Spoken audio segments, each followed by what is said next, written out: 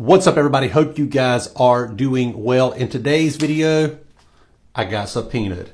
And you know, the funny thing about that is it's a case that happened about 3 years ago. And I thought this is a good opportunity for me to talk about it with you guys about getting subpoenaed, what's the process, what to expect.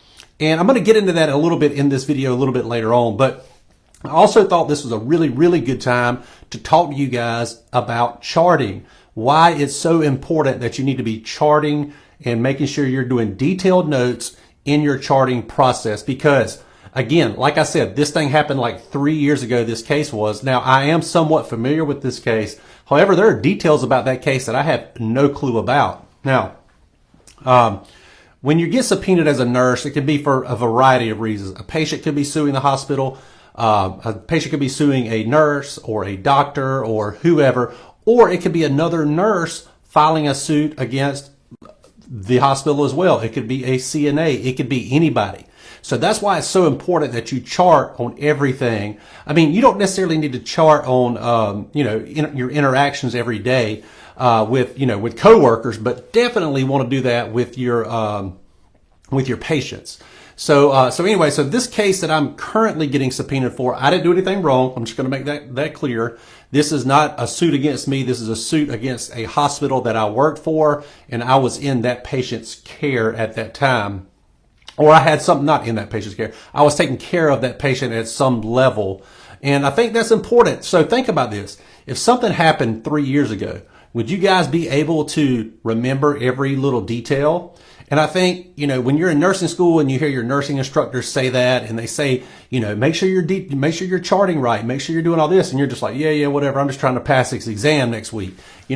Like they're not going to be, they're not going to be as strict on it as I think that they probably should, because I've gotten subpoenaed quite a few times, well, not quite a few times, a few times.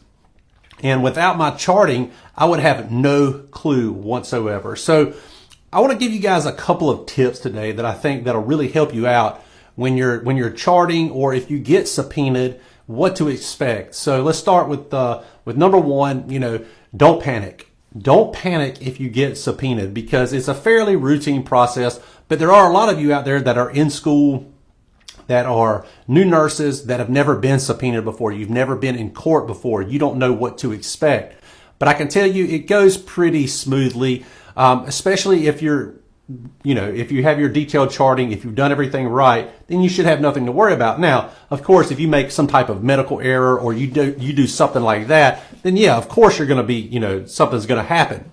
But if you're just randomly subpoenaed for whatever reason and you don't know why, which happens a lot, just don't panic. That would be my first bit of advice. Second, when you find out what it is, do your research on it. Try to pull up the files. The lawyers will usually have files on that, and you can look at those files and look at your notes as well. And you can go back. There should be a record of that you can look at, and you can start bringing it all together and trying to piece the story together.